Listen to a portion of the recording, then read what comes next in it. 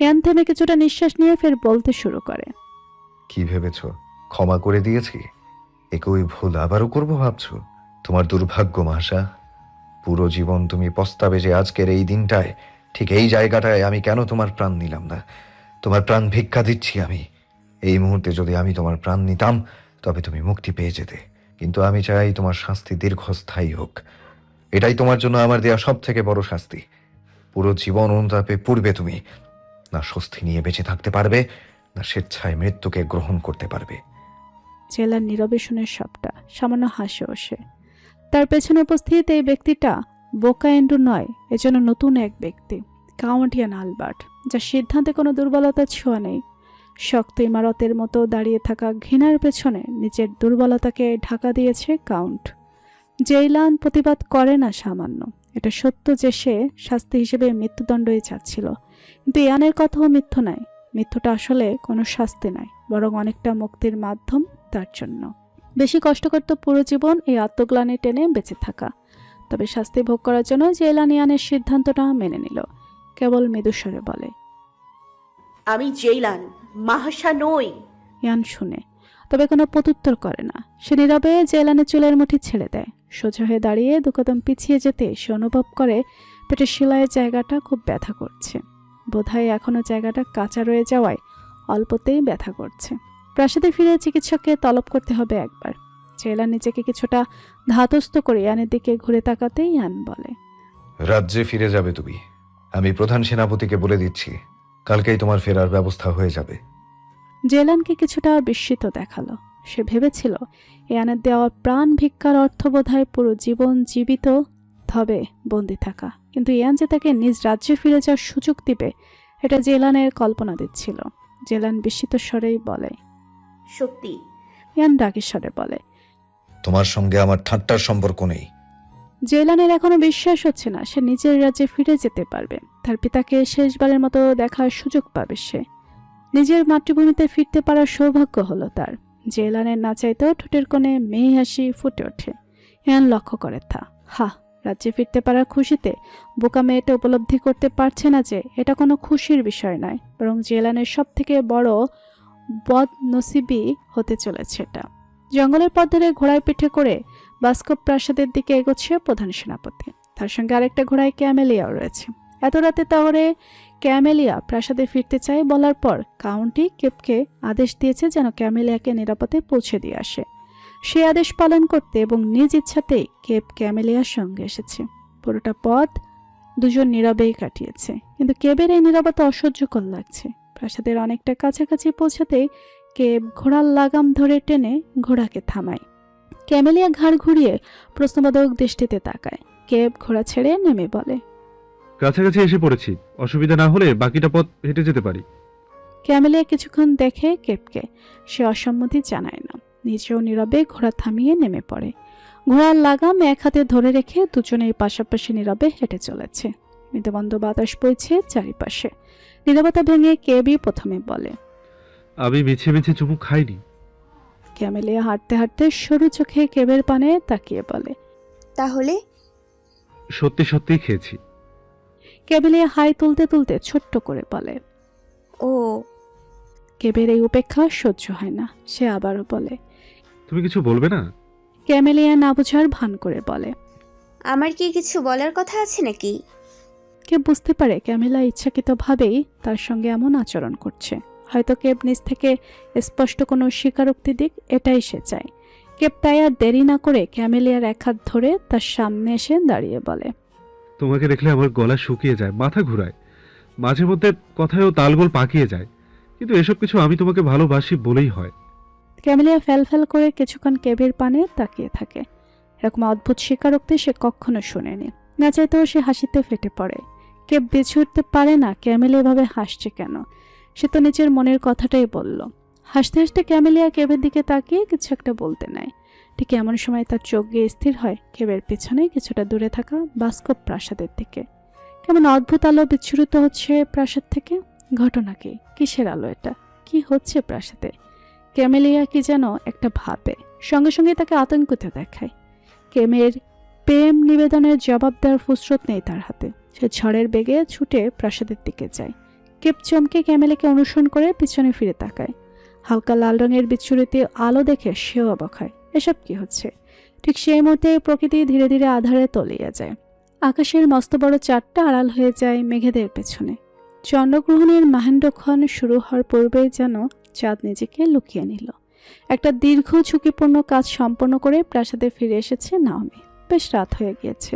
প্রাসাদের সকলে বোধহয় ইতিমধ্যে ঘুমিয়ে পড়েছে।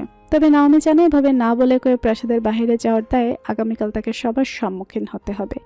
তবে কালকে ঝামেলা কাল মেটানো যাবে। আজ রাতটা না হয় একটু বিশ্রাম নেওয়া যাক। নিঃশব্দে নিজ কামরায় প্রবেশ করে পায়ে জুতা জোড়া খুলতে নিয়ে চমকে যায় নাওমি। ভূত দেখার মতো এক প্রকার চমকে ওঠে সে। তার কক্ষের জানালা ধরে দাঁড়িয়ে থাকা পুরুষালী অবয়বটা যে তার ভাইয়ের, সেটা চিনতে খুব একটা অসুবিধা হয় না তার। নাওমি বিস্মিত হয়। ভাই তো সাধারণত তার কক্ষে আসে না কখনো, তাহলে আজ এত রাতে? নাওমি কিছুটা রয়ে শুয়ে ডাকে, ভাই। ইয়ান নাওমির দিকে পিঠ করে দাঁড়িয়েছিল।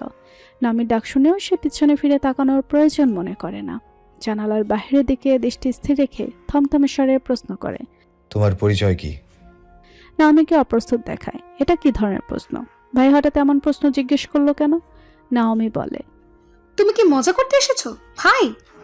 কাউন্ট ইয়ান আলবার্টের বোন তুমি, এই রাজ্যের প্রিন্সেস। অথচ নিজের সম্মান নিলামি তুলে একজন কয়েদির সঙ্গে গোপনে দেখা করতে যাওয়াটা কি শোভা পায় তোমার সঙ্গে? এবার নাওমি বুঝতে পারে আসল ঘটনা। নিশ্চিত ওই প্রহরীগুলোকে কেবে ব্যাপারে জানিয়েছে। কেবো দৌড়ে এসে কাউন্টের কানে অভিযোগ তুলে দিয়েছে। অসহ্যকর একটা। নাওমি লুকানোর চেষ্টা না করে সরাসরি বলে, ও, তাহলে তোমার কাছে খবর পৌঁছে গিয়েছে? ইয়ান এবার ঘুরে নাওমির দিকে তাকায়। ক্ষিপ্রতার দৃষ্টি। নাওমি কিছুটা ভড়কায়। ইয়ান বলে ওঠে, তোমার সামনে তোমার ভাই দাঁড়িয়ে নেই। এই রাজ্যের কাউন্ট হিসেবে প্রশ্ন করছি। নিজের এই কাজের কৈফিয়ত দাও এই মুহূর্তে। ভেজাদের প্রতি মনে পুষে রাখা নাওমির চাপা রাগটা এই মুহূর্তে বেরিয়ে এলো। সে কিছুটা তেজ নিয়ে বলে, কয়েদির সঙ্গে তো তুমিও দেখা করতে এসেছো ভাই। আমি রাজমাতার কাছে এখন নালিশ করি, তুমি বরং ওনার কাছে কৈফিয়ত দিও। ইয়ানের রাগ হুড়হুড় করে বেড়ে যায়। সে ত্রস্ত পায়ে নাওমির দিকে এগিয়ে এসে চেঁচিয়ে ওঠে, আমি কাউকে কোনো ধরনের কৈফিয়ত দিতে বাধ্য নই। তাহলে একজন প্রিন্সেস হিসেবে আমিও কাউকে নিজের কাজের কৈফিয়ত দিতে আগ্রহী নই। তুমি একটা পুরুষের সঙ্গে একা কক্ষে বসে কি আলাপ করছিলে তা অবশ্যই আমার জানতে হবে। ওই লোকটা একজন প্রতারক। আশার ভাই হয় ও। আমি জানি ও ওই ছলনাময়ীর ভাই। আমি এটাও জানি ওই মেয়েটার আসল নাম জেইলান। তুরস্কের রাজকুমারী সে, এবং বেজত হলো যুবরাজ। ইয়ান এই পর্যায়ে অবাক না হয়ে পারল না। সে প্রশ্ন করে, তুই কিভাবে জানিস? আমি কিভাবে জানি সেটা তো গুরুত্বপূর্ণ নয়। গুরুত্বপূর্ণ হলো তোমার এবং ওই মেয়ের মাঝে কি চলছে। কেন গিয়েছিলে তুমি ওখানে? ওই মেয়ে জাদু জানে নিশ্চিত। জাদু করে তোমাকে বশ করে আবার তোমার পিছে ছুরি চালাবে। ইয়ান গর্জে জবাব দেয়, একদম বাজে বকবি না। ওর এবং আমার মাঝে কিচ্ছু নেই, কিচ্ছু না। ওকে আর সুযোগ দেব না আমি। নিজের রাজ্যে ফিরে যাচ্ছে ও আগামীকাল। ইয়ানের কথা শুনে নাওমি যেন আকাশ থেকে পড়ে। সে অবিশ্বাস্য স্বরে প্রশ্ন করে, তুমি ওই মেয়েটাকে ক্ষমা করে দিয়েছো? কিভাবে পারলে ভাই? ও তোমাকে খুন করার চেষ্টা করেছে। তোমার উচিত ওর ভাইকে যেতে দিয়ে ওকে বন্দি করে রাখা। মৃত্যুদণ্ড হওয়া উচিত ওর। ইয়ান প্রশ্ন করে, ওর ভাইকে যেতে দিয়ে ওকে বন্দি করে রাখবো কেন? নাওমি যেন নিজেই নিজের কথাতে ফেঁসে যায়। সে তাড়াতাড়ি ব্যাখ্যা করে বলে, ওর ভাই হত্যা চেষ্টা করেনি। ওর ভাই ওর মতো নিষ্ঠুরও নয়। দুর্গে যখন জেইলেন আমাকে আঘাত করেছিল, তখন ওর ভাই আমার প্রতি সদয় আচরণ করেছে। ইয়ান কপালে ভাঁজ নিয়ে তাকিয়ে থাকে নাওমির পানে। কিছু একটা আন্দাজ করতে পারে সে। মুহূর্তে তার রাগের পারদ এক লাফে বেড়ে যায়। সকল কিছু বিবেচনা করে তৎক্ষণাৎ সে একটা সিদ্ধান্ত নিয়ে ফেলে। নাওমিকে আর কিচ্ছু না বলে সে চোখের পলকে কামরা থেকে প্রস্থান করে। নাওমি বোকার মতো আপন জায়গায় দাঁড়িয়ে রয়। সিদ্ধান্তহীনতায় ভুগছে সে। কি করবে? ভাইয়ের সিদ্ধান্ত মেনে নিয়ে চুপ থাকবে, নাকি রাজমাতাকে গিয়ে ভাইয়ের সিদ্ধান্ত সম্পর্কে জানাবে?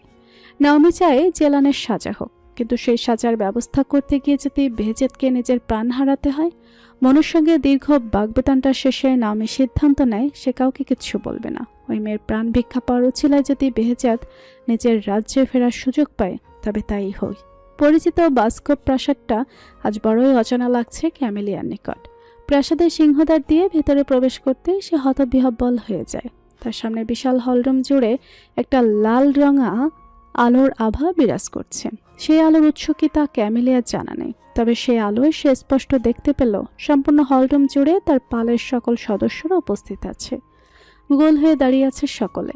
এত এত পরিচিত মুখের মধ্যে নিজের পিতার মুখটাও দেখতে পেল ক্যামেলিয়া। এখানে ঠিক কি হচ্ছে তা এখনো ক্যামেলিয়ার বোধগম্য হচ্ছে না। সে আগ্রহী স্বরে সবাইকে ডাকে। কি হচ্ছে এখানে? তার কণ্ঠস্বর সকলের কানে পৌঁছালো কিনা কে জানে, কিন্তু কেউ তাকালো না তার দিকে।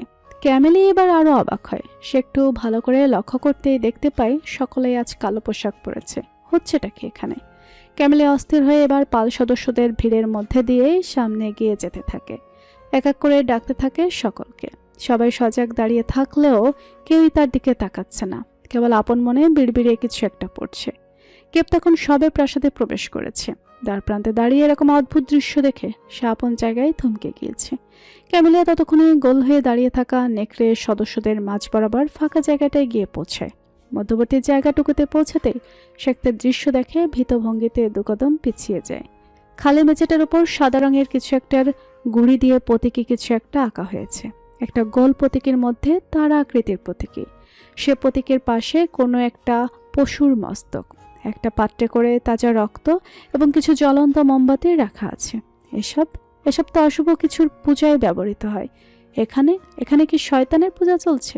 প্রশ্নটা ক্যামেলিয়ার মাথায় উদয় হতেই সে ভীত দৃষ্টিতে সবার দিকে তাকায়। এই অস্থিরতা সহ্য করতে না পেরে চিৎকার করে ওঠে। কি করছো তোমরা? কেব দূরে দাঁড়িয়ে হতবুদ্ধির ন্যায় কেবল দেখে যাচ্ছে সব। সে এতটাই অবাক যে কোনো প্রতিক্রিয়া দিতেও ভুলে গিয়েছে। হুট করে হলরুম জুড়ে মৃদুমন্দ বাতাস বইতে শুরু করে। নেকড়েদের গোলকের ঠিক মাঝখানটায় হাওয়ায় ভেসে থাকা ওরেল রুড্রিগেজকে সাদৃশ্য হতে দেখা যায়। ওরেলের উপস্থিতির সঙ্গে সঙ্গে সকলে বিড়বিড় আওয়াজে থেমে যায়। সকলে চোখ তুলে তাকায় ওরেলের পানে। ওরেলকে দেখতে ক্যামেলিয়া নিশ্চুপ হয়ে যায় কিছুক্ষণের জন্য। মনে মনে কিছু একটা হিসাব মিলিয়ে নেশে কি হতে চলেছে তা আন্দাজ করতে সঙ্গে সঙ্গে সে আতঙ্কিত স্বরে চেঁচিয়ে ওঠে, না। ওরেল চোখের ইশারায় আরনকে অনুমতি দেয়। সঙ্গে সঙ্গে আরন মেয়ের পানে তাকায়। দ্রুত এগিয়ে এসে মেয়েকে জড়িয়ে ধরে। ক্যামেলিয়া ছোট্ট বিড়াল ছানার মতো নিজের বাবার বুকে গুটিয়ে গিয়ে বলে, তুমি তুমি মৃত্যুকে বেছে নিয়েছো? আরন মেয়ের মাথায় চুমু খেয়ে ধরা গলায় আওড়ায়, আমি তোমাকে বেছে নিয়েছি জান। ক্যামেলিয়া নিজের পিতার কথার অর্থ বুঝতে পারে না। আরন মেয়েকে আরো কিছুক্ষণ জড়িয়ে ধরে রেখে অতঃপর সোজা হয়ে দাঁড়ায়। মেয়ের মুখটা দুহাতের আগলে নিয়ে কোমল স্বরে বলে, তোমাকে আর এই অভিশপ্ত নেকড়ে সত্তা বয়ে বেড়াতে হবে না ক্যামি। আজকে থেকে তুমি সাধারণ মানুষে বাঁচবে। শয়তানের পূজা এবং জাদুবিদ্যা দিয়ে যে নেকড়ে মানব জীবনের সূচনা হয়েছিল তার ইতি ঘটবে আজ। প্রকৃতি অভিশাপ মুক্ত হবে, সেই সঙ্গে তুমিও। আরনের কথার অর্থ বুঝতে পেরে ক্যামেলিয়া দ্রুত পাশে মাথা নাড়ায়। কান্না জর্জরিত কণ্ঠে বলে, লাগবে না। আমি মানুষ হতে চাই না, আমি তোমাকে চাই বাবা। তোমাদের সবার সাথে থাকতে চাই। বন্ধ করো এসব। আরনের বুকের ভেতর কিছু একটা কামড়ে ধরেছে যেন। চোখের সামনে ক্যামেলিয়ার বেড়ে ওঠা বিভিন্ন স্মৃতি ভেসে উঠছে। সে শক্ত করে আরো একবার ক্যামেলিয়াকে জড়িয়ে ধরে পুছনের স্বরে বলে, বাস্কো প্রাসাদে একা থাকতে হবে না তোমাকে। রাজধানী লোকালয়ে তোমার জন্য একটা বাড়ি কিনে রেখেছি আমি। বাড়ির দলিলপত্র সব আমার কক্ষে টেবিলে পেয়ে যাবে। প্রয়োজনীয় আসবাবপত্র সব আছে ওখানে। বিগত বছরগুলো চামড়া ব্যবসায় বিনিয়োগ করে আমার যত লাভ হয়েছে সেই সকল মুদ্রা আমার কক্ষে সিন্ধুকে রাখা আছে। চাবি কোথায় সেটা তুমি জানো। ওই মুদ্রা যথেষ্ট হবে তোমার জন্য। তখন একা লাগলে সিবি প্রাসাদে যে ঘুরে আসবে, ওখানে তোমার আপনজনরা আছে। আমি যেহেতু থাকবো না, সেহেতু তোমার মায়ের কবর ফলকের পাশে ফুল গাছগুলোর দেখাশোনা তুমি করবে। এই একটা কাজ আমি তোমাকে দায়িত্ব হিসেবে দিচ্ছি। সবসময় ভালো থাকবে, ঠিক আছে? এতটা ভালো থাকবে যেন কখনো কেউ তোমাকে দয়া দেখানোর সুযোগ না পায়। তুমি শুনছো ক্যামি? বুঝতে পারছো আমার কথা? আমি শুনতে চায় না কিছু, বুঝতে চায় না কিছু। কেন শুনবে সে? সেসব কিছু চায় না। সে শুধু নিজের বাবাকে চায়। নিজের বাবার বিনিময়ে পৃথিবীর কোনো কিছু চায় না তার। ওরেল এবার পেছন থেকে জানায় যে চন্দ্রক্ষণের ক্ষণ শুরু হবে এক্ষুনি। আরন জানে ক্যামেলিয়ার সহজে তাকে ছাড়বে না। সে তাই দ্রুত আশেপাশে তাকায়। দূরে দুয়ারের সামনে দাঁড়িয়ে থাকা কেপকে দেখতে সে ইশারা করে ক্যামেলিয়াকে নিয়ে যাওয়ার। কেপ দ্বিধাগ্রস্ত। এই মুহূর্তে ক্যামেলিয়াকে সরিয়ে আনার চেষ্টা করতে গেলে ক্যামেলিয়া খুন করে ফেলবে তাকে। কিন্তু আরনের কঠিন আদেশ দৃষ্টিও উপেক্ষা করা সম্ভব নয়। কেপ সাহস করে এগিয়ে আসে। ভিড়ের মাঝ দিয়ে হেঁটে এসে ক্যামেলিয়াকে জোর করে আরনের বুক থেকে সরিয়ে নেওয়ার চেষ্টা করে। ক্যামেলিয়া আরো জোরে আরনকে জড়িয়ে ধরে রেখে কান্না করতে করতে মাথা নাড়তে থাকে। সে ছাড়বে না নিজের বাবাকে। আর নিজেই বাধ্য হয়ে মেয়ের হাতের বাঁধন থেকে নিজেকে মুক্ত করে। ক্যামেলিয়াকে ঠেলে দেয় কেবের কাছে। ক্যামেলিয়া নিজেকে ছাড়িয়ে নিতে চায়। কেবের জন্য কঠিন হয়ে যায় ক্যামেলিয়ার শক্তির সঙ্গে পেরে ওঠা। তবুও সে নিজের সবটুকু শক্তি দিয়ে ক্যামেলিয়াকে চেপটে ধরে পিছিয়ে যেতে থাকে। আরও ঠিক সেই মুহূর্তেই ডেকে ওঠে। আমি ক্যামেলিয়া নিজেকে ছাড়ানোর জন্য জোরাজুরি থামিয়ে ফেল করে তাকিয়ে থাকে অরুণের পানে। অরুণ সামান্য হেসে বলে, বাবা তোমাকে সব থেকে বেশি ভালোবাসি। ঠিক এই মুহূর্তে এসে কেবের বুক মোচড় দিয়ে ওঠে। এই করুণ দৃশ্যটা তারও মন খারাপ করে তোলে। ক্যামেলিয়া কিছু বলবে তার পূর্বে অরুণ সঙ্গে সঙ্গে নিজের জায়গায় ফিরে যায়। ওরাল কিছু একটা মন্ত্র পড়তে শুরু করে। ক্যামেলিয়া চিৎকার করে ওঠে। নিজেকে ছাড়াতে কেবকে আঘাত করে। দৌড়িয়ে এগিয়ে যেতে নেয় অরুণ এবং নিজের পালের কাছে। কিন্তু তার পূর্বেই ওরেলের উচ্চারিত মন্ত্রে তার মস্তিষ্ক এবং শরীর জুড়ে অসহ্যকর যন্ত্রণা শুরু হয়। সে দুহাতে নিজের দোকান চেপে ধরে ধপ করে মেঝেতে বসে পড়ে। অরুণ দূর থেকে দেখে সবই, কিন্তু আজ আর সে এগিয়ে যায় না ক্যামেলিয়ার কাছে, বরং নিজেদের কাজে মন দেয়। আঘাতের পরোয়া না করে কেব এগিয়ে এসে ক্যামিকে আগলে ধরে।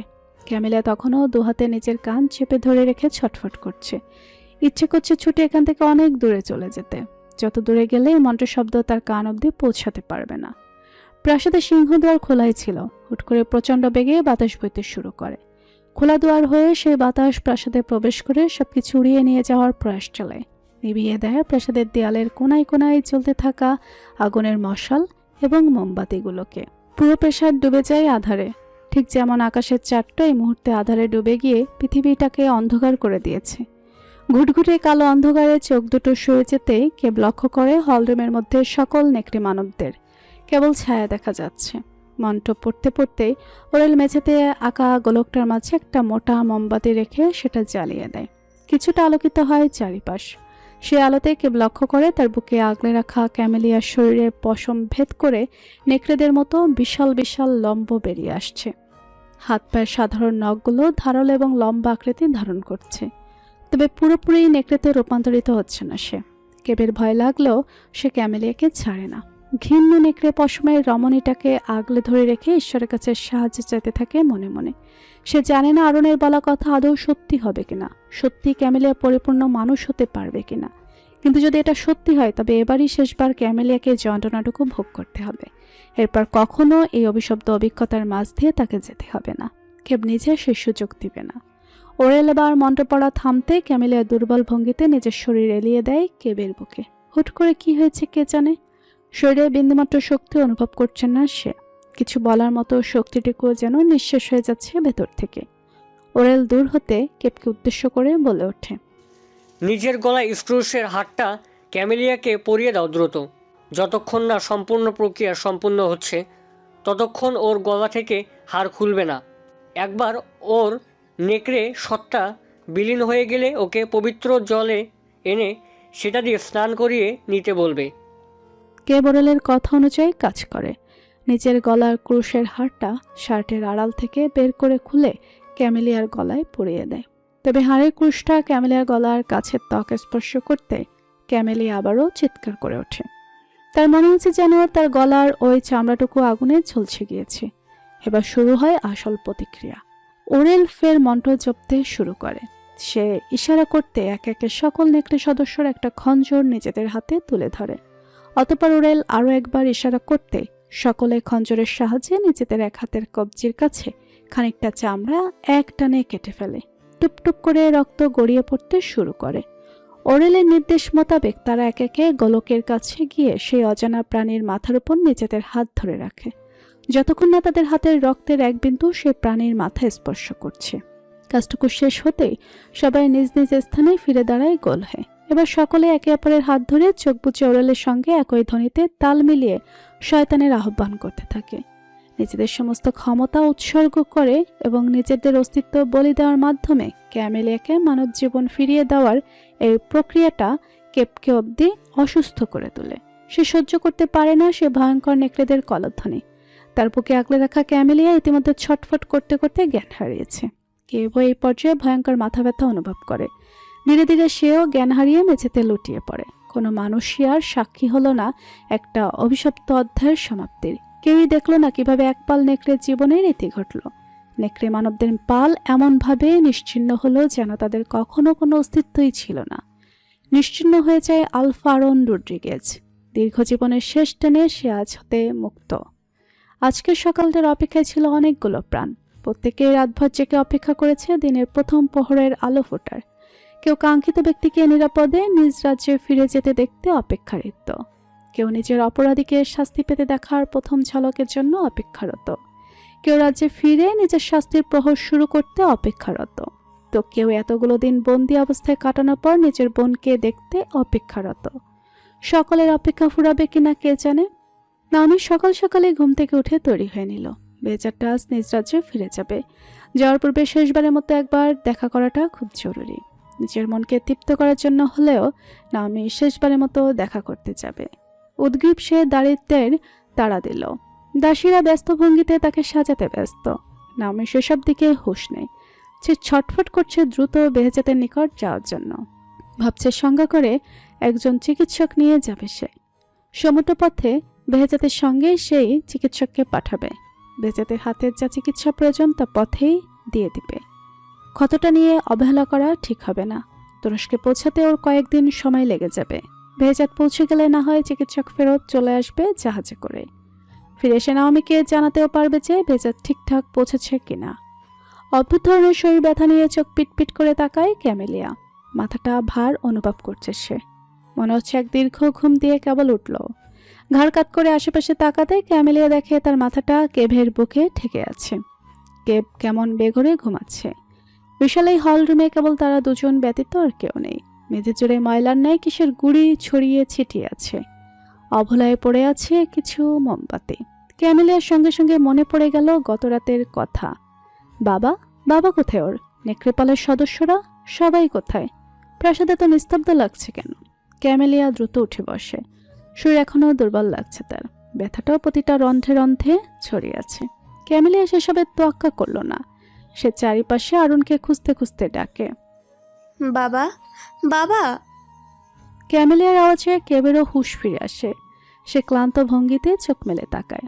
দেখে ক্যামেলিয়া প্রাসাদ জুড়ে ছোটাছুটি করছে ক্লান্ত কদমে। খুঁজে বেড়াচ্ছে নিজের আপনজনদের। কেব তরাক ভঙ্গিতে উঠে যায়, ছুটে যায় ক্যামেলিয়ার কাছে। ক্যামেলিয়া দুপাহু চেপে ধরে প্রশ্ন করে, ক্যামেলিয়া, ঠিক আছো তুমি? খারাপ লাগছে? ক্যামেলিয়া জবাব না দিয়ে পাল্টা প্রশ্ন করে, আমার বাবা কোথায়? দেখছি না কেন? সবাই কোথায়? এতক্ষণ ধরে রাখছি, কেউ সাড়া দিচ্ছে না কেন? ক্যামেলিয়ার প্রশ্ন শুনে এবার কেবও চারিপাশে চোখ বোলায়। আসলেই তো কেউ নেই চারিপাশে। সবাই কি তাহলে সত্যি সত্যি নেকড়েদের অস্তিত্ব মিটে গিয়েছে? কেব বিস্মিত ভঙ্গিতে ক্যামেলিয়ার পানে তাকায়। ক্যামেলিয়া সম্পূর্ণ মানব রূপেই আছে। গতকাল রাতের গায়ের ওই পশমগুলো, লম্বা নখর কিচ্ছু নেই এখন। তার মানে কেব অবিশ্বাস্য স্বরে বলে, ক্যামেলিয়া, তুমি আমাদের মতো হয়ে গেছো। তোমার নেকড়ে সত্তা বিলীন হয়ে গেছে। তুমি এখন সাধারণ মানুষ। ক্যামেলিয়া বিশ্বাস করতে চায় না। কি যাতা বলছে কেব? এই সত্যিটা বিশ্বাস করতে হলে তার এটাও বিশ্বাস করতে হবে যে তার পিতা আর নেই। নিজ অবিশ্বাস থেকে ক্যামেলিয়া দুকদম পিছিয়ে যায়। সে চেষ্টা করে নিজের নেকড়ে রূপ ধারণ করার, কিন্তু অদ্ভুতভাবে সে ব্যর্থ হয়। কোনো পরিবর্তন আসে না তার মাঝে। এটা হতে পারে না। ক্যামেলি এবার বাতাসের বেগে হলরুম জুড়ে দৌড়ানোর চেষ্টা করে, কিন্তু তার দৌড়ের গতি কোনোভাবেই বাতাসের বেগের সঙ্গে তাল মিলায় না। উল্টো দুর্বলতার কারণে সে দৌড়াতে গিয়ে হোঁচট খেতে নেয়। কেব তাকে সামলে ফেলে। ক্যামেলিয়া তবুও হার মানে না। সে তো নেকড়ে কন্যা, তার খুবই শক্তি আছে। গতকালই তো সে কেবকে আঘাত করে কুপভাত করে ফেলেছিল। ক্যামেলিয়া শেষ চেষ্টা চালায়, নিজের সব শক্তি দিয়ে কেবের বুকে আঘাত করে, কিন্তু কেবের কিচ্ছু হয় না। সে শটান দাঁড়িয়ে থাকে। ক্যামেলিয়ার চোখে মুখে অবিশ্বাস। সত্যি সত্যি সে সম্পূর্ণ মানব সত্তার অধিকারী হয়ে গিয়েছে। সত্যি সত্যি। ক্যামেলিয়া এবার হাওয়া মাওয়া করে কেঁদে ওঠে। দুহাতে মুখ ঢেকে মেঝেতে ধপ করে বসে পড়ে সে। চিৎকার করে কেবল কাঁদতে থাকে। এসব কি হলো? কেন হলো? সে তো এসব চায়নি। সে তো বাবাহীন এই জীবনটা চায়নি। তাহলে কেন হলো এসব? কে হাঁটু গেড়ে বসে ক্যামেলিয়াকে আগলে ধরতে চায়। ক্যামেলিয়া সুযোগ দেয় না, গা ঝাড়া দেয়। চিৎকার করে বিলাপ করতে থাকে, আমার বাবাকে এনে দাও। আমি লোকালয়ের জীবন চাই না। আমি এই জঙ্গলেই থাকবো আজীবন। আমাকে শুধু আমার বাবা এনে দাও। বলতে বলতে ক্যামেলিয়া আবারও জ্ঞান হারায়। কেব চিন্তিত হয়ে তাকে আগলে ধরে। কি করবে সে? এই বিশাল জঙ্গলে একা ক্যামেলিয়াকে কি করে সামলাবে? কেবল তখনই মনে পড়ে পবিত্র জলের কথা। তার এখন সবার আগে পবিত্র জলের ব্যবস্থা করতে হবে। ক্যামিলাকে একা ওই প্রাসাদে রেখে রাজধানীতে যাওয়া সম্ভব না। তাই কেব সিদ্ধান্ত নেয় সে ক্যামিলাকে সঙ্গে নিয়ে সরাসরি সিডিউ প্রাসাদে যাবে। ওখানে পবিত্র পানির ব্যবস্থা সহজেই হয়ে যাবে। তাছাড়া কাউন্ট এবং রাজমাতাকে গতরাতে ঘটে যাওয়ার সবকিছুর ব্যাপারে জানাতে হবে তার। রাজমাতার কাছে ক্যামিলা থাকলে কেবল কিছুটা ভরসা পাবে। একজন চিকিৎসক সহ কেভের বাড়ির সামনে এসে হাজির হতে প্রিন্সেস নাওমি কিছুটা অবাক হলো। গতকালের মতো আজ বাসার বাইরে খুব একটা প্রহরী নেই, কেবল এক দুজনকে দেখা যাচ্ছে।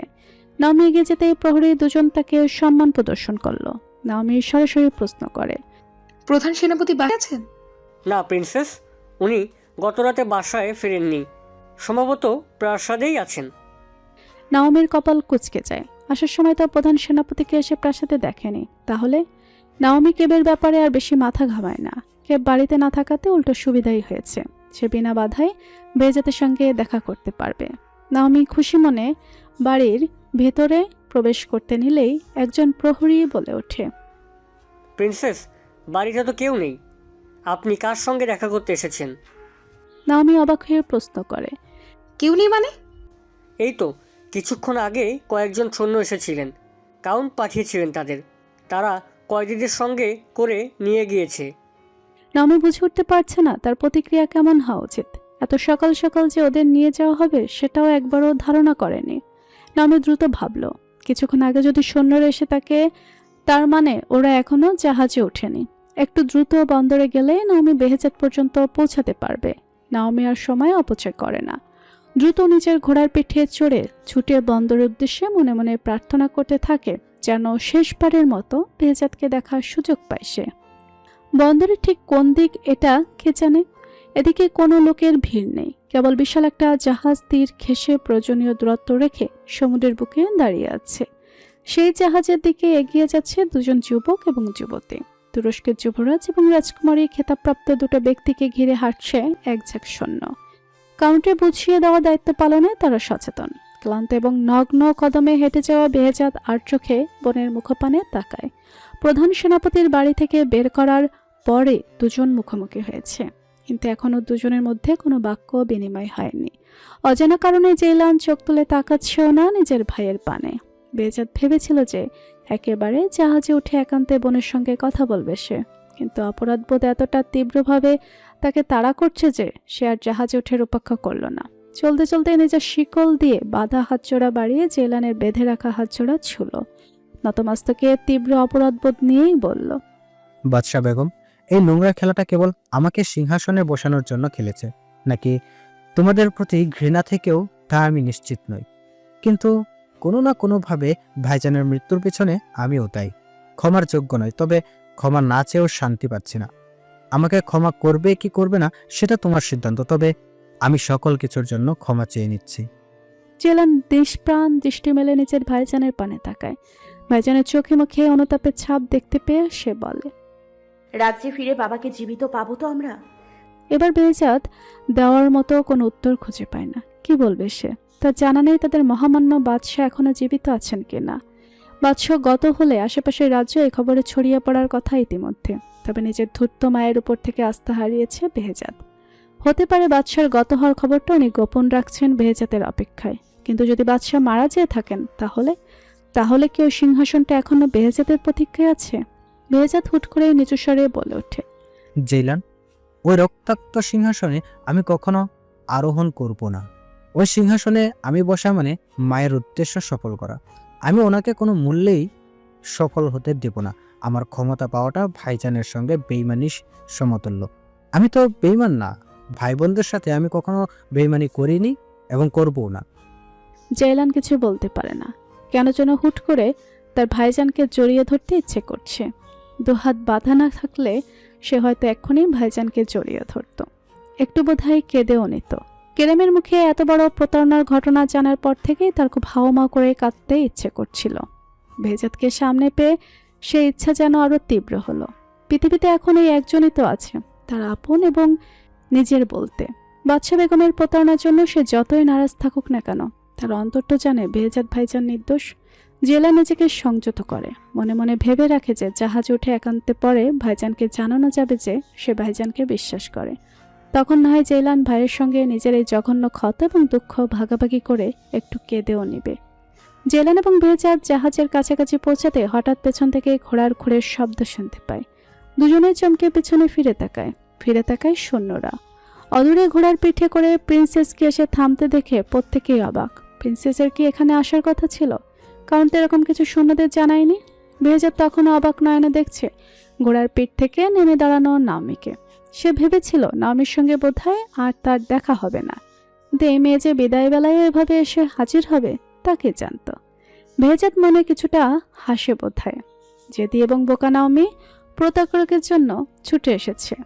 বেজাত জানে নাওমি একান্তে তার সঙ্গে কথা বলতে এসেছে, তাই সে নিচু স্বরে জেলানকে বলে জাহাজে উঠে দাঁড়াতে। সে একটু পরেই চলে আসবে। জেলান কিছুটা তীক্ষ্ণ দৃষ্টি মেলে দেখে নাওমিকে। তার ধারণা ইয়ানের এ বোনটা তার ভাইজানের প্রতি দুর্বল। এই ধারণাটা যেন এই মুহূর্তে এখানে ছুটে এসে নাওমি আরও কিছুটা জোরালো করে দিল। জেলান দীর্ঘশ্বাস ফেলে। রোমানিয়ান ভাই বোন দুটোরই ভুল মানুষদের উপর পিছলে পড়ার স্বভাব দেখে সে হতাশ। নাওমির সঙ্গে আরেকটা ঘোড়ায় করে একজন চিকিৎসক এসেছেন। সেই চিকিৎসক নাওমির আদেশ মতো বিনা বাক্য ব্যয়ে জাহাজের দিকে অগ্রসর হয়। নাওমি নিজ জায়গা থেকে নড়ে না, বরং দূর থেকে সৈন্যদের আদেশ দেয় বেজাতকে তার নিকট আসতে দিতে। সৈন্যরা ভদ্রতার সহিত আপত্তি জানিয়ে বলে, প্রিন্সেস, কাউন্টের অনুমতি নেই কয়েদিদের ছাড়ার। আপনার আদেশ পালন করা সম্ভব নয় আমাদের পক্ষে, দুঃখিত। নাওমি দুকদম এগিয়ে গিয়ে বলে, ছাড়তে বলেছে কে? আমি কেবল কথা বলতে চাইছি, হাত পা তো শেকল পড়ার নই। তোমরা ওখান থেকে নজর রাখো, অসুবিধা নেই। আমি কথা বলে চলে আসবো এখনই। সৈন্যরা তবুও রাজি হয় না। নাওমি এবার কিছুটা রাগ দেখিয়ে বলে, অদ্ভুত, আমাকে অপহরণ করার দায়ে ওকে বন্দি করা হয়েছিল।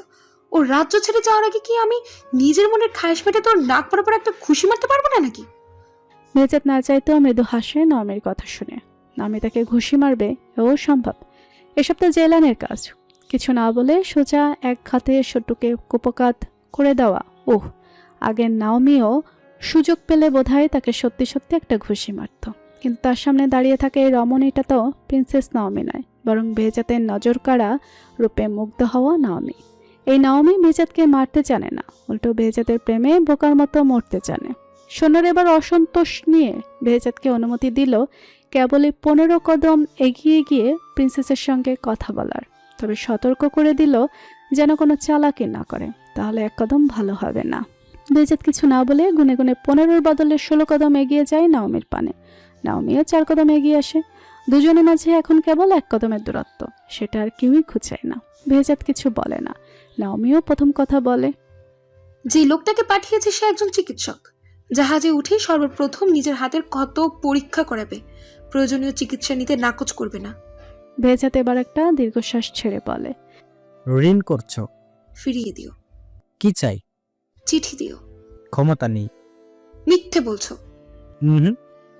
সত্যি জানি। কোন সত্যি? যুবরাজ তুমি।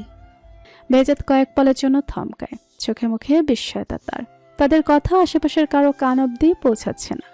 জেলান ইতিমধ্যে জাহাজে উঠে জাহাজের ছাদের রেলিং ঘেঁষে দাঁড়িয়ে দেখছে সবকিছু। দূর থেকে সে লক্ষ্য করছে নিজের ভাইজান এবং ওই প্রিন্সেসকে।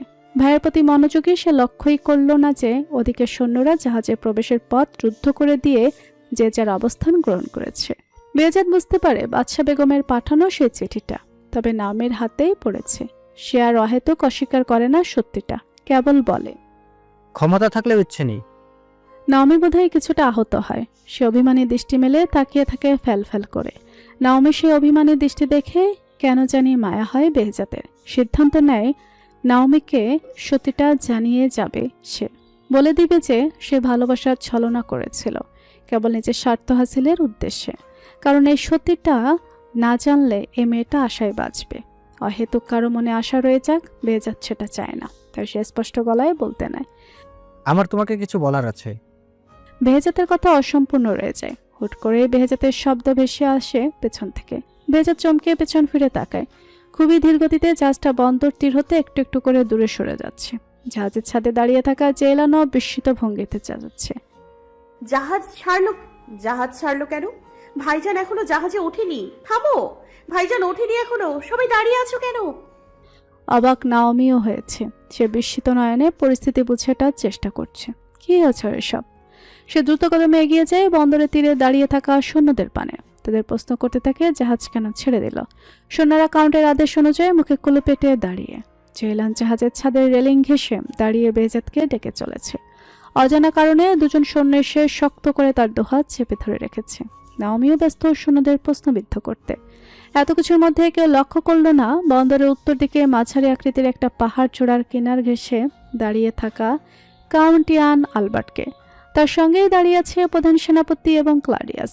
ক্লাডিয়াসকে কিছুটা দ্বিধাগ্রস্ত দেখাচ্ছে। সে দুঃসাহস দেখিয়ে প্রশ্ন করে, প্রিন্সেসের উপস্থিতিতে কাজটা করা কি ঠিক হবে কাউন্ট? ইয়ান চল শক্ত করে জাহাজের ছাদে দাঁড়িয়ে থাকা জেলানের উপর তীক্ষ্ণ দৃষ্টি স্থির রেখে বলে, নাওমি এবং ওই মেয়েটা চোখের সামনে এই কাজ করবে তুমি। ওই মেয়েটা দ্বারা যে ইয়ান মায়েশাকে বুঝিয়েছে তো উপস্থিত দুজনের বুঝতেই অসুবিধা হয়নি। তবুও ক্লাডিয়াস দ্বিধাগ্রস্ত দূর হতে প্রিন্সেসের ওই অপহরণকারীর প্রতি উদারতা এবং অস্থিরতা তার নিকট খুবই দৃষ্টিকটু লাগছে। হুট করেই সে দৃষ্টিপাত করে বেহেজাতের উপর। সঙ্গে সঙ্গে তার মনে পড়ে যায় এই লোকটাই প্রিন্সেসকে এতদিন বন্দি করে রেখেছিল। তার অন্তরের রাগ টকবক করে ফুটতে শুরু করে। সে সঙ্গে সঙ্গে নিজের আদেশ পালনে ব্যস্ত হয়ে পড়ে। থম মেরে পাথরের ন্যায় দাঁড়িয়ে থাকা বেহেজাত যেন হুট করে পুরো হিসেবটা বুঝে গেল। সে ফেলফেল করে কিছুক্ষণ ক্রমশ দূরে যেতে থাকা জাহাজের ছাদে থাকা জেলানকে দেখল। অতঃপর তাকালো রাগে সৈন্যদের আঘাত করতে থাকা প্রিন্সেস নাওমিকে। সে কি রাগ নাওমির?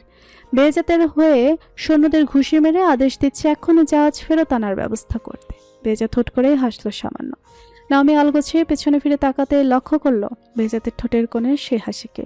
এই হাসিতে দেখতে কেন যেন একটু ভালো লাগছে না নাওমির। হাসিতে বিষাদের ছাপ কেন খুঁজে পাচ্ছে সে? কি হচ্ছে এসব? নাওমি নিজের প্রশ্নের উত্তর পেয়ে যায়। চোখের পলকেই কোথা থেকে একটা তীর ছুটে এসে বেহেজাতের বুকে বিঁধে। বেহেজাতের হাসি ম্লান হয় কিছুটা। নাওমির অস্থিরতাও থেমে যায়। পরপর আরো দুটো তীর ছুটে এসে বেহেজাতের বুকে বিঁধে। তীরের গতির সঙ্গে নাওমির শরীরের লোমকূপ কেমন শিরশিরিয়ে উঠল। সে দিশেহারার মতো দেখছে একটা গোটা রাজ্যের যুবরাজের অন্তিম সময়টা।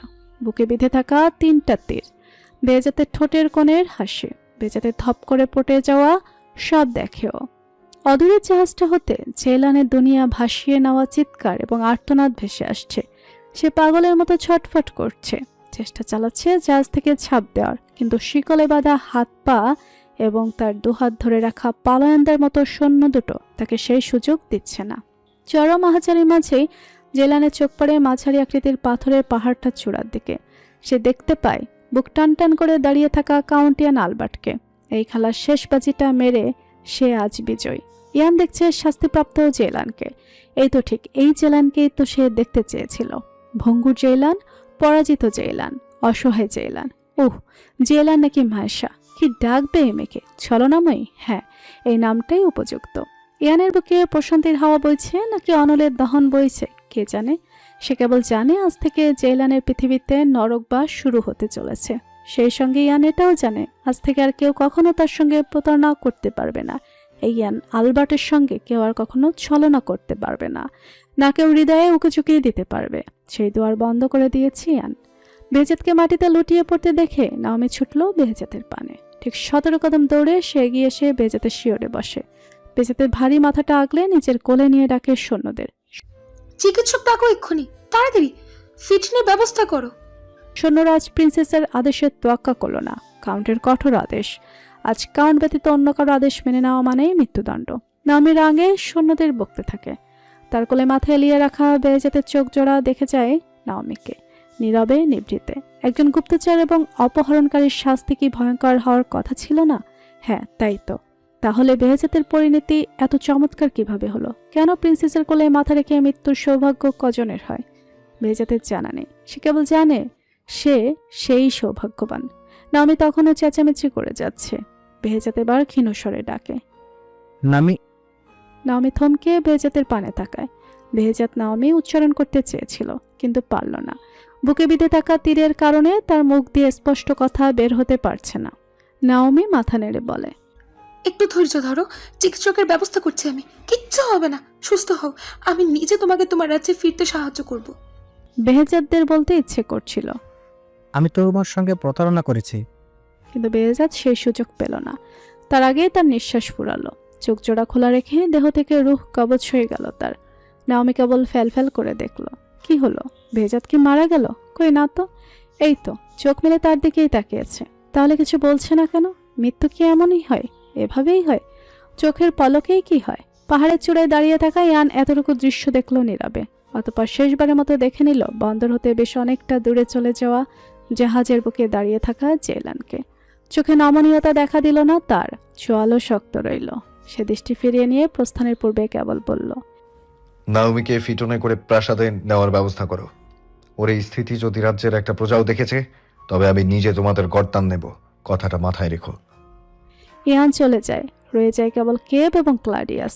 দুজনে একে অপরের দিকে তাকিয়ে আছে। হুট করে এই কাউন্টকে তারা চিনতে পারছে না। কাউন্টের দৃষ্টি, কথার ধরন এবং আচরণ সবকিছুই কেমন অতিরিক্ত কঠোর মনে হচ্ছে তাদের। আগের কাউন্টকে কি আর কখনো ফিরে পাবে না তারা? পৃথিবীর আয়ুষ্কাল থেকে চলে গেল 4টা বছর। রোমানিয়া রাজ্যের বুকে গহীন জঙ্গলের অন্তরালে থাকা বুখারেস্ট প্রাসাদের দৃশ্য। প্রাসাদের দোতলায় একটা কক্ষের ভেতর বিছানায় গা এলিয়ে দিয়ে বসে আছে এক রমণী। নিজের ফুলো পেটের উপর রাখা কাচের প্লেট হতে আপেলের টুকরো তুলে তুলে মুখে দিচ্ছে সে। কক্ষের দরজায় হতে থাকা অনবরত করাঘাত তাকে বিন্দুমাত্র বিচলিত করছে না। দরজার অপর প্রান্ত হতে বেশি আসছে একটা পুরুষালীর কণ্ঠস্বর। ক্যামেলিয়া, যান, দরজাটা খুলো দয়া করে। আর কতক্ষণ রাগ করে থাকবে? চলো বাড়ি ফিরি। ক্যামেলি একটুও তোয়াক্কা করে না। বাহির হতে পুরুষটা আবার অসহায় স্বরে ডাকে, মাফ করে দাও দয়া করে। এখন থেকে ভুল করেও কখনো অন্য কাউকে জান ডাকবো না। আমার একমাত্র জান তুমি। ক্যামেলি এবার নড়ে চড়ে বসে। ভেতর থেকে প্রশ্ন করে, সত্যি বলছো? সত্যি মানে? আলবাত সত্যি বলছি। আমি কখনো তোমার সঙ্গে মিথ্যা বলি? ক্যামেলি এবার ফলের প্লেটটা বিছানায় রেখে আপেলের টুকরোগুলোর পাশ থেকে ছোট চাকুটা হাতে নিয়ে উঠে দাঁড়ায়। ধীর কদমে এগিয়ে গিয়ে দরজা খুলে। কেব সঙ্গে সঙ্গে হাঁপ ছাড়ে। তবে তার খুশি বেশিক্ষণ স্থায়ী হয় না। ক্যামেলিয়া তার আগে তার শার্টের কলার টেনে তাকে সম্পূর্ণ কক্ষের ভেতর এনে তার গলার কাছটায় চাকু ধরে ক্রোধ এবং অভিমান নিয়ে বলে, প্রেমের সময় তো 2 বছর চোরকির মতো পেছনে ঘুরে বলেছিলে আমার প্রতি তোমার ভালোবাসা কখনো কম হবে না। এখন বিয়ের 2 বছর না যেতেই নিজের কথাকে মিথ্যে প্রমাণ করে দিয়েছো। আমার থেকে বেশি এখন তুমি আমার পেটে থাকা ওই আনারের দানাকে ভালোবাসো। কেবের কপালে চিন্তার ভাঁজ দেখা যায়। সে প্রশ্ন করে, আনারের দানা কি? কে আবার? তোমার বাচ্চা। আনারের দানার সমান বাচ্চাকে আর কি ডাকবো? কেব ভালো করে ক্যামেলিয়ার পেটের দিকে লক্ষ্য করে। 1 মাস হয়েছে পেট উঁচু হতে শুরু করেছে। পেটের ভেতর বাচ্চার আকৃতিকে আনারের দানা তুল্য বলে মনে হলো না কেভের। সে ক্যামেলিয়াকে চিন্তিত স্বরে বলে, আমার মনে হয় ও এখন আঙ্গুরের সমান হয়েছে। ক্যামেলিয়ার কপালে ভাঁজ পড়ল। সে ভ্রু নাচিয়ে বলে, তুমি কি আমার বাচ্চাকে মাত্র আঙুর বললে? কেবকে কিছুটা দ্বিধাগ্রস্ত এবং ভীত দেখায়। সে জবাব দেয়, তুমিও তো একটু আগে ওকে আনারের দানা বলে। আমার বাচ্চাকে আমি যা ইচ্ছা বলবো, তুমি বলার কে? পেটে আমি রাখবো আর তুমি নাম দিবে? ক্যামেলি এবং কেবের কথা কাটাকাটি লেগেছে। তাদের এই সাংসারিক খুঁটিনুটিতে এবং প্রণয় তিথিতে মুখরিত হয় বাস্কো প্রাসাদের প্রতিটা দেয়াল। 100 বছর ধরে যেই প্রাসাদের আনাচে কানাচে বিচরণ তুলত হিংস্র নেকড়ে মানবদের, আজ সেই প্রাসাদের দেয়ালেই ঝংকার তোলে মনুষ্য এক সুখী দম্পতির হাসির স্বর। সিবিউ প্রাসাদ জুড়ে শোরগোল লেগেছে। আজ আবারও প্রিন্সেস নাওমি কাউকে না জানিয়ে নিখোঁজ হয়ে গিয়েছে। কোথায় গিয়েছে কারোর জানা নেই। সাফিরা বিরক্তি নিয়ে আনাস্তাসিয়াকে বলছে, খোঁজার দরকার নেই ওকে। 2 দিন পর পর এই নাটক করে, এভাবে সবাইকে হয়রানি করেও মজা পায়। কাউন্ট প্রাসাদে ফেরার পূর্বে ওকে খুঁজে বের করা জরুরি সাফিরা। ইয়ান যদি ফিরে জানতে পারে নাওমি আবারও কাউকে না জানিয়ে নিখোঁজ হয়েছে, তবে এবার আর রক্ষা নেই। গতবার ও সতর্ক করে দিয়েছিল, আর একবার নাওমি এরকম কিছু করলে ওকে কামরাবন্দি করে দিবে। রাজমাতা আনাস্তাসিয়া বিরক্তি নিয়ে বলে, ভুল কিছু তো বলেনি কাউন্ট। ওর এই টানা কাটার জন্য ওকে কামরায় বন্দি ছাড়া আর কোনো উপায় দেখছি না। ও কি চায়? আমি ওকে কিছু বোঝাতেই পারছি না। জগতের কোনো কিছুর প্রতি ওর আগ্রহ নেই, একমাত্র প্রকৃতি নাকি ওকে টানে। কি আছে প্রকৃতিতে আমি কেন খুঁজে পাই না? আনাস্তাসিয়া উদাস গলায় বলে, ছেলেদের দুটোই এই পরিবর্তন আমি এখনো মেনে নিতে পারি না সাফিরা। ওদের সরাসরি কিছু বলতেও কেমন ভয় করে। আমার নরম স্বভাবের ছেলেটা এরকম মনুষ্যরূপের রক্তচোষাদের মতো কিভাবে হয়ে গেল? ওর দিকে তাকালে ওর চোখে কোনো মায়া খুঁজে পাই না আমি। দুই চোখ ভর্তি কেবল সন্দেহ, আর নাওমি ওর চোখ জোড়া আমার নিষ্প্রাণ লাগে। ঈশ্বর জানে কার নজর লেগেছে ওদের দুজনের মধ্যে চলমান নীরব দ্বন্দ্বটা কি নিয়ে সেটা আজও জানা হলো না। ছেলেমেয়েদের বদলে যাওয়া নিয়ে চিন্তিত দুই মা যখন নিজেদের কথায় ব্যস্ত, তখনই কক্ষের দরজায় করাঘাতের শব্দ হয়। আনাস্তাসিয়া অনুমতি দিতেই কক্ষে প্রবেশ করে দক্ষশূন্য ক্লারিয়াস। রাজমাতা এবং লেডি সাফিরাকে সম্মান প্রদর্শন করেই সে বলে ওঠে, রাজমাতা, আপনি বাবাকে ডেকে পাঠিয়েছেন। বাবা আসলে অসুস্থ বোধ করায় অনুমতি নিয়ে বাড়ি ফিরেছে। কোনো কাজ থাকলে আমায় বলুন। ক্যাডিয়াস নাওমিকে সকাল থেকে পাওয়া যাচ্ছে না। কোথাও গিয়েছে কেউ জানে না। অস্থবলের কোনো গোড়াও সাথে করে নেয়নি। কাউন্ট প্রাসাদে ফিরে এই খবর জানলে তুলকালাম কাণ্ড হবে। সৈন্যদের বলো কাউকে কিছু না জানিয়ে প্রিন্সেসের খোঁজ করতে। কাউন্ট ফিরে আসার পূর্বে আমি নাওমিকে প্রাসাদে দেখতে চাই। আনাস্তাসিয়া চিন্তিত স্বরে বলে। ক্লারিয়াসকে চিন্তিত দেখালো। সে রাজমাতার আদেশ মাথা পেতে নিয়ে কক্ষ থেকে বেরিয়ে এলো। সৈন্যদের উদ্দেশ্যে যাওয়ার পথেই হঠাৎ করে থেমে গেল সে। তার মন বলছে সে জানে প্রিন্সেস কোথায় থাকতে পারে। নিজের অনিশ্চিত আন্দাজের উপর আস্থা রেখেই ক্লারিয়াস রওনা হয় উক্ত স্থানের উদ্দেশ্যে। শীতকালের এই সকালটার তুষারপাত হয়েছিল, যার দরুন সম্পূর্ণ আঙিনা শুভ্র রঙা তুষারকণা দিয়ে আচ্ছাদিত হয়ে আছে। এই তুষারের বুকে গাউন কিছুটা উঁচু করে ধরে ধীর কদমে হেঁটে যাচ্ছে প্রিন্সেস নাওমি। তুষারের স্তূপে সে প্রতি কদম ফেলছে এবং তার প্রিয় জুতা জোড়া সঙ্গে সঙ্গে বরফের ভেতর আড়াল হয়ে যাচ্ছে। নাওমির কাছে এই কাজটাকে খুব মজার বলে মনে হচ্ছে। নিজেকে আজাদ এবং মুক্ত অনুভব করছে সে। ওই প্রাসাদের প্রতিটা মুহূর্ত তার দম বন্ধ হয়ে আসে। নিজের ভাই কম কাউন্ট বেশি লোকটার সঙ্গে একই প্রাসাদে থাকার প্রতি তীব্র অনীহা সৃষ্টি হয়েছে তার। কারণটা বোধহয় বেজাত নামক ওই মানুষটার মৃত্যু। নাওমির মনে হয় ভাই তার সঙ্গে খুব বড় মিথ্যাচার করেছে। ভাই বলেছিল যে তিনি কয়েদিদের নিজ রাজ্যে ফেরত পাঠিয়ে দিবেন, অথচ তিনি কি করলেন? কেবলমাত্র নিজের প্রাণে জেলানকে যেতে দিলেন, আর শাস্তি দিলেন কাকে? বেজাতকে? মিথ্যাবাদী ভাই। ভাবনায় ডুবে থাকা নামের হুট করেই পা পিছলে যায়, তবে পড়ে যাওয়ার পূর্বেই কেউ তার হাত ধরে ফেলে। ঘটনার আকস্মিকতায় নাওমির চোখ বুজে নিয়েছিল।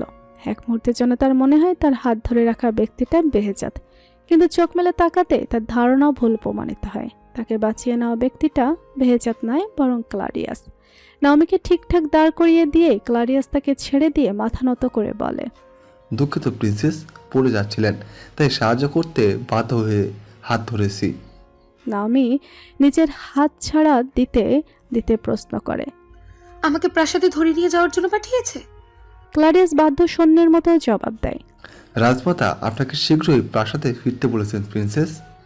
নাওমি কোনো তাড়াহুড়ো দেখালো না। সে রাজমাতার আদেশ মানল। উল্টো ধীর কদমে হেঁটে গিয়ে তুষদুর্গের সিংহ দুয়ারের সামনে সিঁড়ির উপর বসল। ভাবলেশীন ভঙ্গিতে বলে ওঠে, রাজমাতাকে গিয়ে বলে দাও আমার যখন ইচ্ছা হবে আমি ফিরবো। ক্লারিয়াসকে বিচলিত দেখালো। প্রিন্সেস সময় মতো প্রাসাদে না ফিরলে খুব বড় একটা অঘটন ঘটবে। কারণ প্রিন্সেসের জন্য কোনো শাস্তি ঘোষণা করে বসেন কে জানে।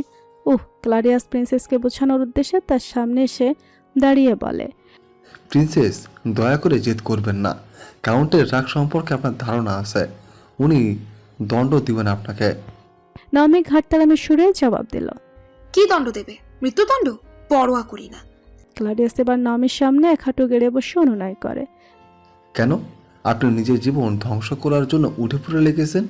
ফিরে চলুন প্রাসাদে, নিজের জন্য বিপদ ডেকে আনবেন না। নাওমি এবার অন্য মনস্ক ভঙ্গিতে বলে, 4 বছর পূর্বে আমি তোমাদের কাউন্টকে অনুসরণ করতে করতে এই জঙ্গলে এসে হারিয়ে গিয়েছিলাম জানো। তখন আমি ঘুরতে ঘুরতে এই তুষদুর্গের সামনে এসে হাজির হয়েছিলাম। সেদিন আমি নিজেই নিজের জন্য বিপদ ডেকে নিয়েছিলাম। সবাই ভাবে ওই লোকটা আমাকে অপহরণ করেছিল, অথচ দেখো আমি নিজের ভুলের কারণেই ওই লোকের হাতে বন্দী হয়েছিলাম। তখন এই দুর্গ থেকে আমি সবসময় পালানোর কথা ভাবতাম। সবসময় ভাবতাম কখন প্রাসাদে ফিরতে পারবো, অথচ আজ দেখো আমি নিজ প্রাসাদ থেকে পালাতে চাই। ক্লারিয়াস কিছুক্ষণ ফ্যাকাশে মুখে দেখে নাওমিকে, অতঃপর কি ভেবে যেন বলে ওঠে, আপনি তো খুব শীঘ্রই ওই প্রাসাদ থেকে মুক্তি পাবেন। নাওমি প্রশ্নবোধক দৃষ্টি মেলে তাকায় ক্লারিয়াসের পানে। ক্লারিয়াস বলতে থাকে, আপনার পিতা আপনার জন্য একজন পাত্র পছন্দ করেছেন শুনছি। খুব শীঘ্রই বোধহয় আপনার বিবাহের আয়োজন হবে। আপনি ওই প্রাসাদ ছেড়ে যাওয়ার উসিলাও পাবেন। নাওমি কিছুক্ষণ ক্লাডিয়াসের দিকে তাকিয়ে থেকে ছোট্ট করে ও বলে। ক্লাডিয়াস খানিকটা অবাক হয়, প্রশ্ন করে, আপনার আপত্তি নেই? আমার কেন আপত্তি থাকবে? আমি তো এই প্রাসাদ থেকে পালাতেই চাই। বিয়ে করে একেবারের জন্য চলে যাওয়ার উপায় থাকলে সেটা কেন হাতছাড়া করব? পাত্রকে সেটা আপনার কাছে কোনো ব্যাপার না। নাওমি অবহেলার সহিত জবাব দেয়। না। অতটুকু দিয়েই নাওমি ঘাড় ঘুরিয়েই দুর্গের রাঙিনার পানে শূন্য দৃষ্টিতে তাকিয়ে থাকে। সত্যিত পাত্রকে সেটা দিয়ে তার কিচ্ছু যায় আসে না। যার জন্য মনে অনুভূতি জন্মেছিল, তাকে যেহেতু আর পাওয়া হলো না, তাহলে অন্য কাকে পাচ্ছে, সেটা দিয়ে কী বা আসে যায়। সে চোখ বুঝিয়ে বুক ভরে একটা নিঃশ্বাস টেনে নেয়। এই ট্রান্সিলভেনিয়ায় তার একটা না হওয়া প্রণয়ের গল্পের সাক্ষী, সেই প্রণয়ের প্রতিটা তিথির সাক্ষী। সে কেবল মাঝে মধ্যে এই ট্রান্সিলভেনিয়া এসে একটু ঘুরে যেতে চায়। ক্লাডিয়াস হতাশ ভঙ্গিতে দেখতে থাকে নাওমির চোখ বুজে রাখা ওই মুখখানি। তার সামনে বসে থাকা এই মানুষটাকে সে দূর থেকে চাঁদ ভেবে ভালোবেসেছিল, কখনো পাওয়ার আশা করেনি। অথচ তার ভাগ্যরেখা যখন এই চাঁদ তুল্য মানুষটার সঙ্গে জুড়তে চলেছে, তখন কিনা এই মানুষটা তা নিয়ে কোনো মাথা ব্যথাই নেই। কি ভাগ্য তার! নাওমিকে পেয়েও যেন তার পাওয়া হলো না। তুরস্ক সাম্রাজ্যের বুকে মাথা উঁচু করে দাঁড়িয়ে থাকা প্রাসাদের সব থেকে উঁচু কক্ষের ঝোল বারান্দাটায় দাঁড়িয়ে রাতের আকাশ দেখছে জেইলান। শুধু জেইলান নয়, সে তার নামের আগে মালিকা পদবিটাও তো যুক্ত হয়েছে। মালিকা জেইলান, গোটা একটা রাজ্যের রানী, নিজ বংশের প্রথম নারী শাসক। কি বিশাল এক প্রাপ্তি! অথচ এই প্রাপ্তিটাই যেন তার সব থেকে বড় বোঝা। রোজ নিজের দুই ভাইজানের রক্তে রঞ্জিত ওই সিংহাসনটায় বসে গোটা রাজ্যের ভার বয়ে চলাটা যেন তার সব থেকে বড় শাস্তি। নিজ রাজ্যের মানুষগুলো এবং নিজের দায়িত্বদের থেকে মুখ ফিরিয়ে নিতে না পারাটা যেন তার জন্য খুব বড় কোনো শাস্তি। কাউন্ট ইয়ান আলবার্ট ঠিকই বলেছিল, সেদিন জেলানের জীবন ভিক্ষা দেওয়াটাই আজ জেলানের সব থেকে বড় দুর্ভাগ্য। প্রতিনিয়ত সে আফসোস করে, কেন ইয়ান সেদিন তাকে মারল না। নিজ চোখে নিজের ভাইয়ের মৃত্যু দেখার থেকে সেদিন মরে যাওয়াটা জেলানের জন্য সহজ হতো। এত বড় প্রতারণার আঘাত সয়ে বেঁচে থাকার তুলনায় সেদিন মরে যাওয়াটা জেলানের জন্য সহজ হতো। প্রতি মুহূর্তে এভাবে দমবন্ধ অনুভব করে বেঁচে থাকার তুলনায় সেদিন মরে যাওয়াটা জেলানের জন্য সহজ হতো। ইয়ান নিজের কথা রেখেছে। সে জেলানকে প্রতারণার বিনিময়ে সব থেকে কষ্টদায়ক শাস্তিটাই দিয়েছে। এমনকি আজও জেলানকে শাস্তি দিয়ে চলেছে সে। প্রতি মুহূর্তে জেলানের রাজ্যের অভ্যন্তরীণ অবস্থা বারংবার অস্থিতিশীল করে তুলে জেলানকে দৌড়ের উপর রেখে সে শাস্তি দিয়ে চলেছে। গ্রিক সাম্রাজ্যের বিরুদ্ধে যুদ্ধ করে গোটা গ্রিককে নিজের মুষ্টিতে নিয়েও সে জেলানকে শাস্তি দিয়েছে। জেলানের শত্রু গ্রিক কাউন্ট এবং প্রিন্সকে খুন করে দিয়ে জেলানকে শত্রুমুক্ত করে দেওয়ার মাধ্যমে সে জেলানের প্রতিশোধ নেওয়ার সুযোগটুকু অবধি ছিনিয়ে নিয়েছে। জেলানের বাকিটা জীবনও যে এই শাস্তির মধ্যে দিয়ে যাবে তা জেলান ভালো করেই জানে। ইয়ান আলবার্ট মৃত্যুর আগ পর্যন্ত জেলানকে এভাবেই চালিয়ে মারবে। এই ইয়ান আলবার্টের ভয়ঙ্কর শাস্তিতে প্রতিনিয়ত পড়তে হবে জেলানকে। মধ্যরাতে প্রবল তুষারপাত হচ্ছে রাজ্য জুড়ে। নিজের কক্ষের বারান্দায় থাকা ডিভানে গ্লাস হাতে আয়েসি ভঙ্গিতে বসে আছেন কাউন্ট ইয়ান আলবার্ট। একটু পরপরই গ্লাসের চুমুক দিচ্ছে সে। হুট করেই কাঁধে নরম দুহাতের স্পর্শ অনুভব করল সে। কানের কাছে আকর্ষণীয় একটা কণ্ঠস্বর বলে উঠল, ঘাড় ব্যথা করছে, একটু মালিশ করে দেই, আরাম পাবেন। ইয়ান জবাব দিল না। এক চুমুকে গ্লাসের সবটুকু পানীয় শেষ করলো। অতঃপর আচমকায় হাতের মালকিনকে পেছন থেকে হ্যাঁচকা টানে নিজের কোলে এনে ফেলল সে। বারান্দার দুপাশে জ্বলতে থাকা মশালের আলোয় দেখল নিজের স্ত্রী এথেনার মুখখানা। গ্রিক দেবীদের সৌন্দর্যের সঙ্গে টেক্কা দেওয়ার ক্ষমতা রাখা এই নারী আরেকটা পরিচয় হলো সে গ্রিক সাম্রাজ্যের প্রিন্সেস ছিল এককালে। তার পরিবারকে যুদ্ধে পরাজিত করে এবং তাদের প্রাণ নিয়ে প্রিন্সেস এথেনাকে রোমানিয়াতে তুলে এনেছিল কাউন্ট ইয়ান আলবার্ট। অথবা সবার মতের বিপক্ষে গিয়ে জোরপূর্বক বিয়েও করে এথেনাকে। প্রথম এথেনা এই বিয়ের বিরুদ্ধে ছিল, কিন্তু বিয়ের পর ধীরে ধীরে নিজের ভাগ্য মেনে নেয় সে। একটা সময় ইয়ানের প্রতিও আকর্ষিত হয়ে পড়ে। এথেনার এই সুন্দর মুখখানাকে সবসময় কোনো ছলনার ফাঁদ বলে মনে হয় ইয়ানের। সে ছলনায় পা দেয় না, উল্টো সন্দেহ নিয়ে বলে, ঘাড় মালিশ করার নাম করে গলা টিপে হত্যা করতে এসেছো? এথেনা জবাব দেয়, তোমাকে খুন করার হলে কি বিগত 3 বছরে আমি কম চেষ্টা করতাম? ইয়ান অবিশ্বাসের সহিত বলে, নারী তুমি, বিশ্বাস নেই কখন ঘাত করো। এথেনা খানিকটা গা ঘেঁষে ইয়ানের গলা জড়িয়ে ধরে প্রশ্ন করে, আমি বুঝে উঠতে পারি না তুমি কোনটাকে বেশি ভয় করো। নারীকে নাকি প্রতারণাকে? ইয়ানের চোখের সামনে হুট করে এক ছলনাময়ী নারীর ছবি ভেসে ওঠে। সে সঙ্গে সঙ্গে রেগে যায়। এক ঝটকায় এথানাকে ছাড়িয়ে উঠে দাঁড়ায়। বারান্দার রেলিং ঘেঁষে দাঁড়িয়ে গমগমে স্বরে আদেশ করে, আমাকে বিরক্ত করবে না, খুন করে ফেলবো একদম। গিয়ে ছেলেকে সামলাও। এথানা অপমানিত বোধ করে। ইয়ানের এই অনাগ্রহ প্রতিনিয়ত তাকে অপমানিত অনুভব করায়। এই অমানুষ কোনো মাটির তৈরি তার জানা নেই। এথানা এই রাজ্যকে একজন উত্তরাধিকার দেওয়ার পরও ইয়ানের আচরণ এখনও সে আগের মতোই রয়ে গিয়েছে। এথানার মাঝে মধ্যে মনে হয় তার স্বামী হলো মানুষরূপী কোনো রক্তচোষা, যার অন্তর্জুড়ে কেবল সন্দেহ এবং সন্দেহ, বিন্দুমাত্র মায়া অবশিষ্ট নেই সেখানে। রাগ নিয়ে এথানা বারান্দা থেকে প্রস্থান করতে ইয়ান আকাশে চাঁদ খোঁজার চেষ্টা করলো, কিন্তু তীব্র তুষারপাতের কারণে আকাশে চাঁদের দেখা পাওয়া দুষ্কর। ঠিক যেমন ইয়ানের জীবনে এখন ভরসার খোঁজ পাওয়া দুষ্কর, এসব কিছুর পেছনে দায়ী একমাত্র মাহেশা। প্রতারিত হয়ে মৃত্যুর দুয়ার থেকে ঘুরে আসাটাই ইয়ানকে বদলে দেওয়ার পেছনে দায়ী। সে এখন কাউকে ভরসা করতে পারে না, সর্বক্ষণ সন্দেহ মনে নিয়ে ঘুরে। ইয়ানের অজান্তেই এই সন্দেহ এবং অবিশ্বাস এক প্রকার মানসিক রোগে রূপান্তরিত হয়েছে। কাউন্ট ইয়ান আলবার্টকে বানিয়ে তুলেছে ইতিহাসের পাতায় সকলের আতঙ্কের কারণ। এই বিধ্বংসী ইয়ান আলবার্ট কেবল প্রতিনিয়ত একটাই বাক্য আওড়ায়, তোমাকে কখনো ক্ষমা করব না মাসা।